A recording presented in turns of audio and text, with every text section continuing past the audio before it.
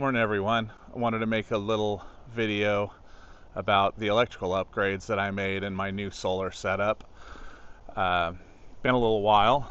I'm sure a lot of you saw my previous video where I hooked up a Jackery panel and I was able to run my refrigerator and lights off of it, but I wasn't able to get any kind of sufficient charging on the battery while that was going on, so I did an upgrade and bought this bad boy. This is a 200 watt Renogy Suitcase panel, and you can buy these on Amazon, and I'll put the links to everything in the description of the video. But we'll get to that in a little bit. First, I want to explain the wiring upgrades that I made in the battery compartment. So you'll notice that none of this is stock.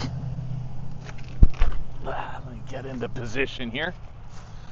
So the first things that I want to go over is that I added bus block, grounding bus block. I got rid of the factory grounds. I put a nice beefy 4-gauge cable in there going to the grounding block, and then the Renogy, forgive me if it's not in focus, the Renogy Smart shunt, which is right there where my finger is, I attached directly to the grounding block, and then that's grounded directly to the chassis.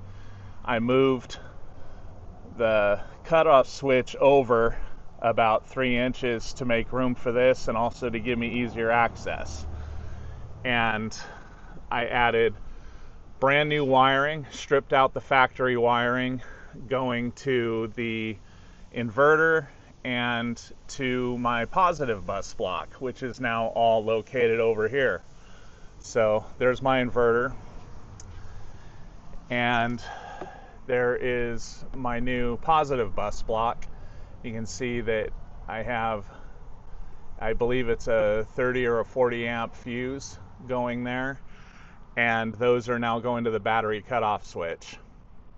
So I get no miscellaneous drain on the battery anymore. And the idea behind doing this was to get the most accurate reading from the Renogy battery monitor that I could by having absolutely everything plugged in to the sensor side of the shunt. But you'll also notice that I have added in here a Victron MPPT Smart charging controller, and it's the Bluetooth version. And the reason I did that is I wanted to be able to monitor on my phone and get as much data as possible. So that is wired directly to the ZAMP controller, and I didn't reverse the polarity or anything on it. I kept it as it was, and I'll explain why that is later.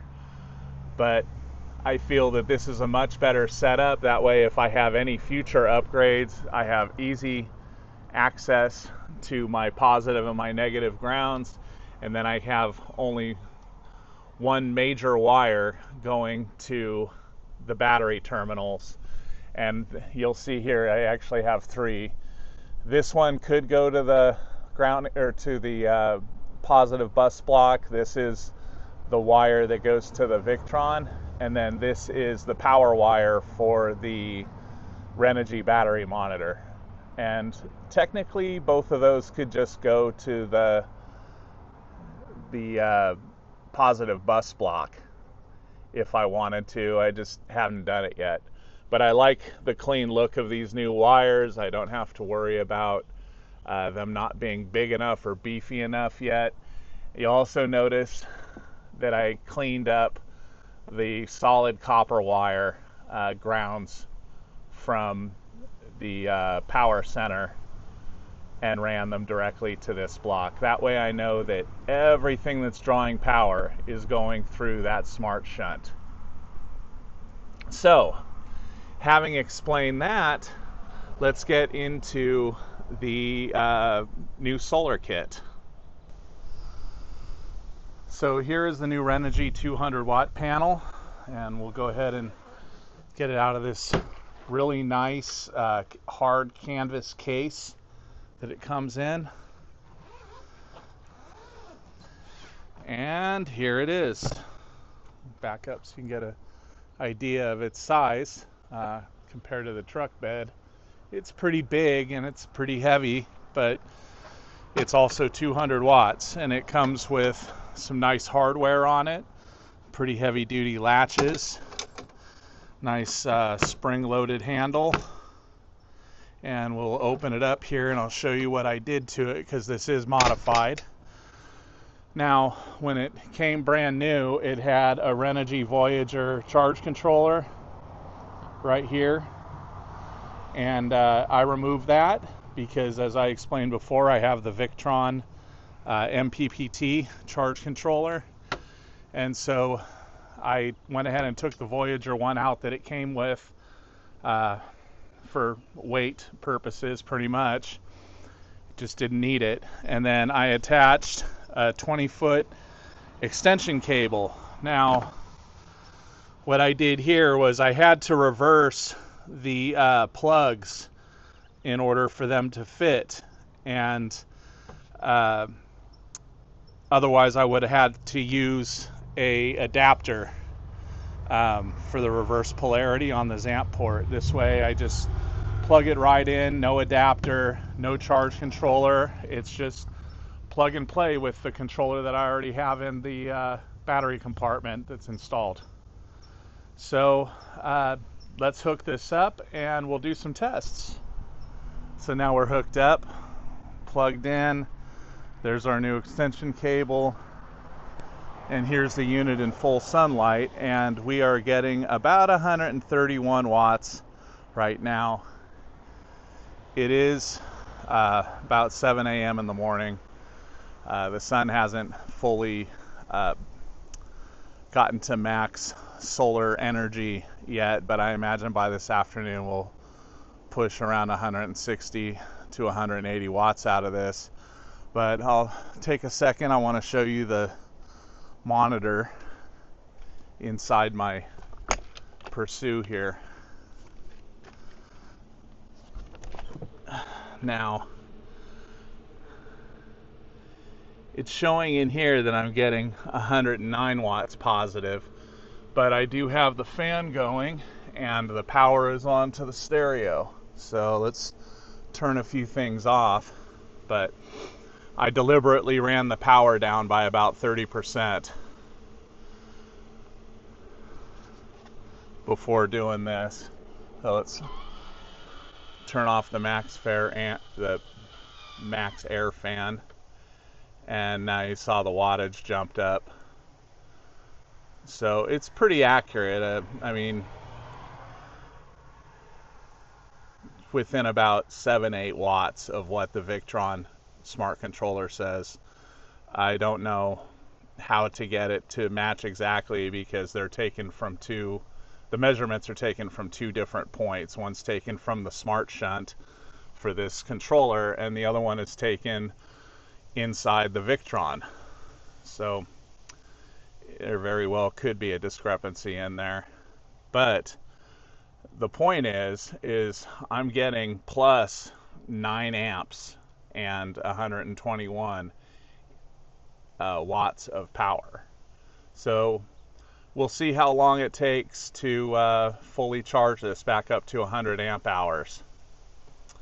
I'll probably turn off the stereo and everything else off in the trailer, see if I can speed it up a little bit and give a best case scenario.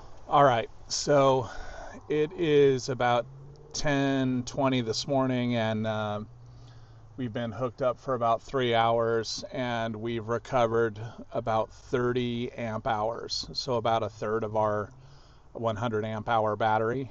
And so I want to turn some things on and show you what kind of draw I'm getting, and that this panel can continue to charge the battery while floating other electrical currents to like the refrigerator and the fan and stuff like that. So we'll go ahead and start by turning on the max air fan. Oh, I guess I got to turn the power on. Let's go do that. As you can see, I have the panel pointed directly at the sun right now. And we're turning the power back on. Currently the inverter is off. I'm not gonna turn on the TV, but TV doesn't take very much power. I think the refrigerator is the biggest draw. And let's go ahead and turn this refrigerator on.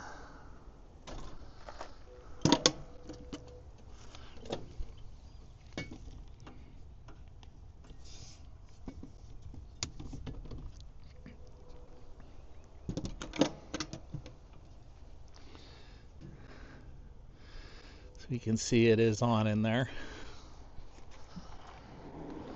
Go ahead and close this back up.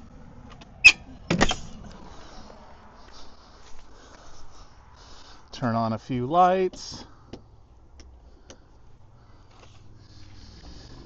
And it looks like we're still getting a pretty good amount of draw. We were getting about 175, 180, I thought, wattage, and with all that stuff on now, we're still getting 145 watts, which is plenty to keep the batteries charged.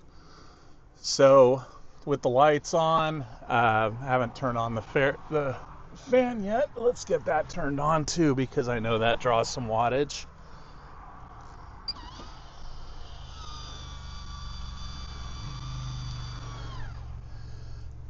Quite a bit, in fact. You'll see it drop a little bit and then pop back up. But yeah, 70-ish watts was what I was getting out of a 100 watt panel. So then we're slowly climbing up to around 80. So we're still getting a lot of charging wattage, even though we have pretty much everything on. That is fantastic news. I believe that this 200 watt panel setup is a tremendous value. It's cheaper than a generator. Obviously, you can't run your air conditioner, your heater off of it, so there's no replacing a generator. But for weekend trips, small trips, trips where you know that you're going to be in direct sunlight for most of the time, this is going to be invaluable, and it's not going to piss off your neighbors with inverter generator running for 3 or 4 hours trying to get your battery back up every day. This is just a constant flow of electricity. As you use it, it's replenished. The other plus is that I used to worry about the temperature on my refrigerator because the compressor would kick on, and the colder I had that temperature set, the faster it would drain the battery. And that is no longer the case, because this can handle that as many compressor turn-ons as I need. So I feel confident now that I could make ice in there if I wanted, or keep stuff frozen for the weekend, as long as I have enough battery power to last through the night, and we have enough sunlight during the day to replenish. But I'm very, very happy with this setup. Anyhow, I hope you found this informative, and yeah, hope you guys are enjoying your InTechs as much as I enjoy mine, and happy travels.